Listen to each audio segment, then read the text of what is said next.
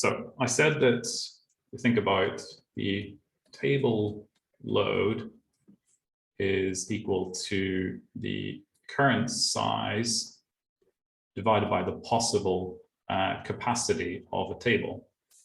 Okay, so if we think about our table, in one situation, let's say we have a table with capacity 4, and let's say for sake of argument, there are currently 3 things in that table. Okay, this hash table has 3 entries. Okay, so well, the load of this will be number of entries 3 divided by 4. Okay, so this is, you could consider at 75% of its capacity. If we imagine a hash table that's a little bit less efficient, it's been used a lot, and at this point in time, perhaps we have these separate chaining, these linked lists starting to form. Okay, so this 1, 2, 3, 4. Add all this up, 4, 6. Okay, so there's actually now the load here is equal to 10. Again, divided by the size, there's only 4 slots. So 10 divided by 4 is 2.5. So the load of this is currently way over, so 250%. So you can imagine whenever you're accessing something in this particular hash table, you're going to have a lot of these situations where you're looking for something and then you have to traverse along the list to find something. Okay, so this is a concern that to deal with collisions, we end up introducing this new problem. But again, as with many things, there is a solution. We can resize the table. Okay, and I've mentioned this a couple of times in the context of arrays. Essentially, we grow the array. Now, arrays are fixed size, so what you have to imagine is if we have an array, okay, let's say for sake of argument, this one is 100%, so I will have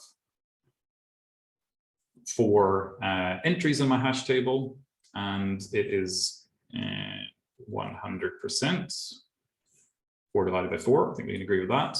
Okay, maybe we have a threshold now that, okay, once the load of a table is at 100%, we create a new table, and this time we double the size. Okay, and again, the decision of the factor to grow is not super important. I'm just saying like a choice of ×2, but that can be different. And then, okay, once we've done that, so job 1, we actually grow the table. So we make a larger table. Then job 2, how do we get all these entries into this table? Well, we simply rehash everything with the new table. Okay, so then these will find their way into new positions in the table. Okay, again, get the mysteries of what the hash values are, don't really matter too much, but these will then end up in the new table.